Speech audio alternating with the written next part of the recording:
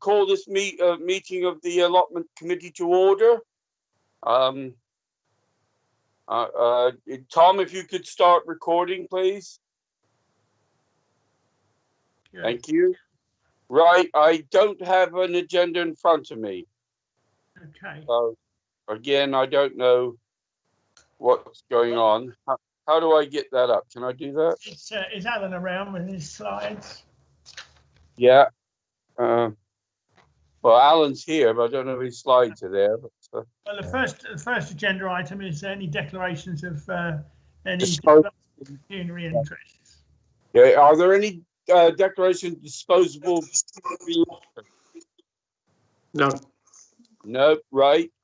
Okay. Are there any absences? People absent?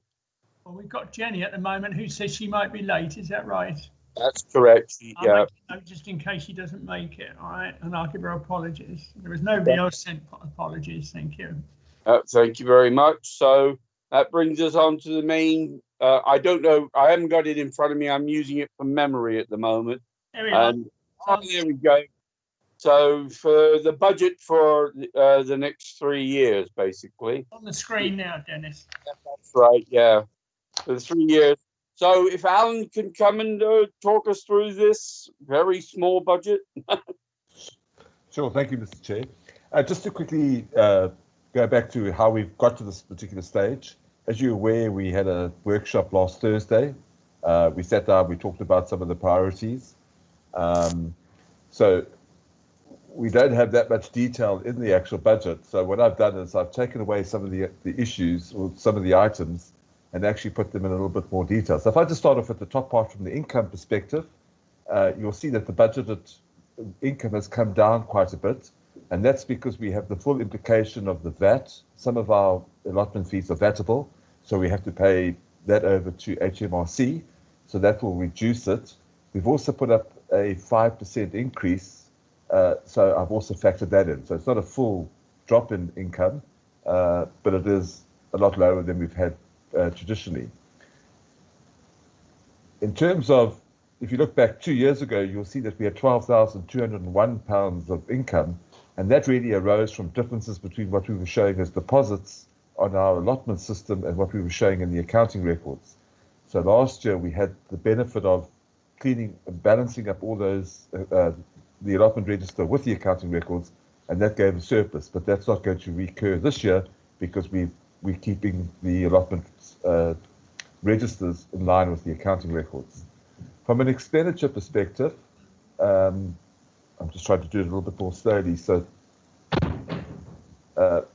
you'll see that expenditure is much in line. And what I've tried to do is make sure that expenditure doesn't exceed income. So the allotment stays at a break-even situation. So you'll see that our income is 8046 and our expenditure is 8046. And what we've done is we've put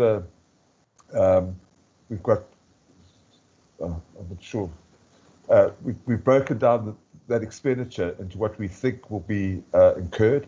I've had a workshop with Carl, and we've gone through this information in quite a bit of detail. We've got the security assessment, which we agreed at our workshop last Thursday. Carl has indicated that we need to continuously use and replace boundary posts, so we budgeted for that. We've got our annual pest control contract, which comes out at about £1,400, so we've just factored in a slight increase there. We had talked about isolating some of the water pipe taps, so Carl's done an estimate of what that will cost. We always have things like tap repairs, so we've budgeted for that. We've got publications and communication, so there's a budget for that. We've set aside a little bit of money for special plot clearing because when we've had that in the past, it has been quite a significant amount of money. I mean, just clearing some of the asbestos, for example, cost us just over £1,200. I put aside, based on our workshop, we said that we'd like to put aside a little bit of money for future projects. So I put £1,000 as contribution to reserves. We have to address the security locks. So hopefully when we get a security assessment done, we can do whatever they suggest, and that will save us having to spend significant amounts of money on continuously replacing them. Repairs to fencing seems to be an ongoing cost that we have, and we just have to do that. And then lastly, Carl was just mentioning that we need to spend money on signage and continuously updating and replacing that. And that basically is how we've come up to the figure of 8046 as part of the expenditure. To help the committee, I've got the slides on two screens. I'm not too sure which one is showing on Teams. I'll get them both to be the same. When we talked about projects going forward, we said what we possibly would need to do is set up master plans for each of the sites. So we'd do 2 sites per year. We'd do a master plan, and then we'd identify what are the key priorities for those 2 sites and actually have projects for that. So what I've done, following on from our workshop last week, is I've set aside £4,000 per annum for the next 3 years, and that will be developing the master plan and doing some of the projects to implement projects coming out of that master plan. The last thing that I've done, just to make sure that we can understand the figures, is I've just put some information from what we're going to allocate out from personnel. Just to remind committee members that some of our costs are budgeted for in the personnel committee. That budget has been approved, and going forward, what we will do is we'll take those costs and the budget out of the personnel committee and put them into the allotments committee's remit, so that we can actually start tracking those expenses. The last bit of information is just I put an analysis of how we spent money this year, and you'll see that figure there right at the bottom of 5942. We've replaced fencing, which has cost us about £3,800. Removal of the asbestos was £1,074, and those are all the other costs that we've incurred. So you'll see that they're not all relating to allotments. Personnel costs aren't there, water, electricity, waste disposal costs are not there. These are just costs very specific to the allotment function. And at that stage, I'll ask if there's any questions. Well, yeah, members, do you have any questions about the budget? Yeah, Adam, when you said that you haven't allocated some of the stuff from personnel into us, surely we will have to look at them. I think that's right, but I didn't want different figures approved by different committees. So because it's been approved by personnel, I've gone into the personnel budget and kind of itemized that out. So there's a little bit of cost for cemeteries, there's a little bit for allotments, and there's a little bit for them, for example.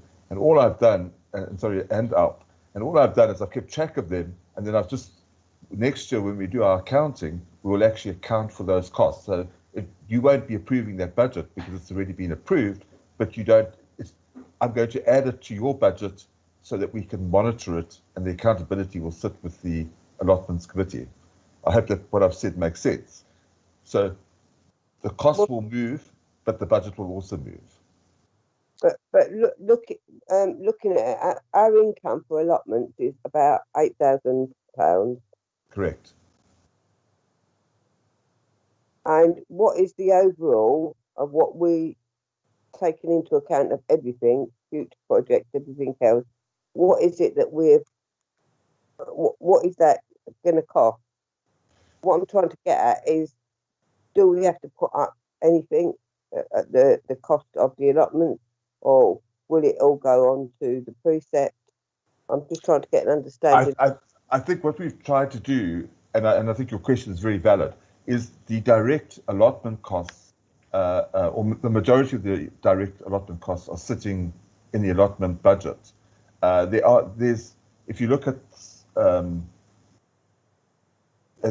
the redistributed costs, which I put in the schedule, staff uniforms, for example, would come to the allotments. Water costs would come to allotments, and waste disposal costs would come to allotments. So that adds up to about £7,000, and so that will be added to the £8,000 of expenditure, and that will be funded from the precept. Right. So that, with those added costs, we won't have a balanced budget, will we? Well, no, but at least we are using the majority of our allotment income solely for allotments. We're not using allotment income to subsidize the precept. We're actually putting what we raise from allotments, we're putting it back into allotments. And we're taking a little bit from precept to supplement that. Yeah, it doesn't leave us a lot of extra. If we take on those responsibilities and everything for those, that uses up almost our whole budget, doesn't it? And that doesn't leave us a lot for in allotments. You can never really figure out exactly what costs are going to be for the year, because we always get surprises, don't we? So, but we do have some reserves, don't we, if we need to draw on them? We do. And I must apologize to the committee because I muddled up the reserves when we had our workshop last week. I said to you that the allotment land reserve was £20,000 and the kind of renewal reserve was nearly £40,000. And I actually had muddled up the numbers. So we have been setting aside every year, we've been contributing about £2,000 to the allotment renewal reserve, and that would be available to do any significant projects that might arise. So if we had a major fencing issue or we had a security issue, whatever the case may be, we could look at the allotment renewal reserve to do that. We have an allotment land reserve of just under 40,000, but I think as Chris Harvey mentioned at the previous workshop, that's earmarked for future allotment sites, not to be used for maintenance of existing allotment sites. Yeah, that's kind of like a capital reserve kind of thing. Correct. Yeah. Okay. Thank you. Okay, Chris, do you have anything to say? No, I'm just poring over the budget, just having a look and see. I mean, it's what it is. Our budget has always been low. We've been lucky enough in the past that John managed to get some extra money. The 20,000 we have will come in handy, of course, to look at pension and stuff. But no, I mean, yet again, thanks to Alan for doing us a budget for idiots that we can understand. Absolutely. It's a very clear budget. I mean, we're going to, and having being able to express our worries about it is good too. So, go on, Chris. Sorry. That's right. I've done now, but thank you. Thanks for your help anyway. Cheers, mate. Can't hear. Somebody's talking in the background. So. Yeah, can I come back in there, Dennis? Yeah, back in, Brenda. Alan, what I would like to do is get, obviously, this is this year's budget, but I think with you working with us for next year, I'd like to get into a stage where we know the actual cost of running the whole allotment and anything that we need for the future, but we come under a break even. We're not there to make money, but we're not there to lose money. And, and we've got to do this without and trying not to keep raising the precept for it, if that makes sense. Yeah. I think traditionally we've gone through a little bit of a transformation. We had significant codes and we were trying to put all the costs that were not necessarily under the control of the committees under the various functionality. And before I joined, there was an exercise to rationalize all the codes. Yeah. Now what we need to do is find a little bit of the middle ground. So we need to put back those costs so that we can start making some of those judgment decisions. So I think that will happen over time. We've now got the data by budgeting, by taking the maintenance budget, which was just one line item in our accounting records, and breaking that down. We're in a far better position to start understanding what are our costs, so that the committee can, make those valued decisions, regarding fees and regarding what we're spending and what the allotments actually cost us. So I think it is a process, and we'll probably hopefully get there, if not next year, certainly the year after. No, thank you, Alan. So, Alan, do you or Carl have anything else to say about this budget? No, I think it's like I say, it's the hardest year to prepare a budget for, because traditionally we've been reliant on various forms of income. This year the coming year, the 21-22 year, it's very, very difficult. You know, we have a finance committee meeting next week, and I think some of the sweat and blood and tears will come out of that particular meeting. But it is very, very tough. So it has been quite tough, preparing a budget because of the difficult times that we find ourselves in. Okay, well, I think you've done an excellent job as usual, Alan. You've come and straightened out and made it for, as was said earlier.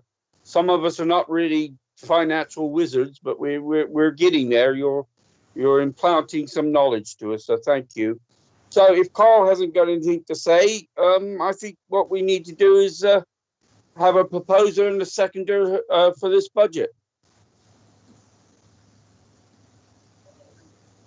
No? If Carl's got nothing to say, I'll propose. I would also like to give credit to the other members on the allotment committee for the really great job they've done over the last 5 years to pull this round to the state we were in. Yeah. When we first joined back in 2015 to where we are now. I mean, it's a heck of an improvement, isn't it, Dennis? Yeah. Thank you very much. I think things are going in the right direction, and we're all got goodwill and we all like our allotments. So let's do it. So you're proposing that we accept the budget? Yeah, I will. I'll propose. Yeah. Okay. Do we have a seconder? I'll second it. Thank you, Brenda. Okay. All in favour, say aye. Aye. Aye. I think that's unanimous. It is, thank you. Has Jenny managed to make it to the meeting? No, she's not in, so I'm going to put her down as an apology. Yeah, if you could, Dennis, I'm sorry, Chair, I've just spoken to Jenny. She just came here to see me. She's helping out a family who are in dire need. So yes. Yeah. She told me I'll make yesterday. Okay, thank you very much. Well, thank you, committee. I think we did. We beat the earlier committee cemeteries on time. And I'd like to call this meeting to an end. Thank you. Thanks a lot, Dennis. Bye now. Bye. Bye. Alan, just before you leave, once the recording stopped, can we just have 5 minutes face to face while you're on? Sure. Thank you very much. So can you stop the meeting recording, Joe, please? Thank you. Tom. Tom, sorry, Tom. I can see that.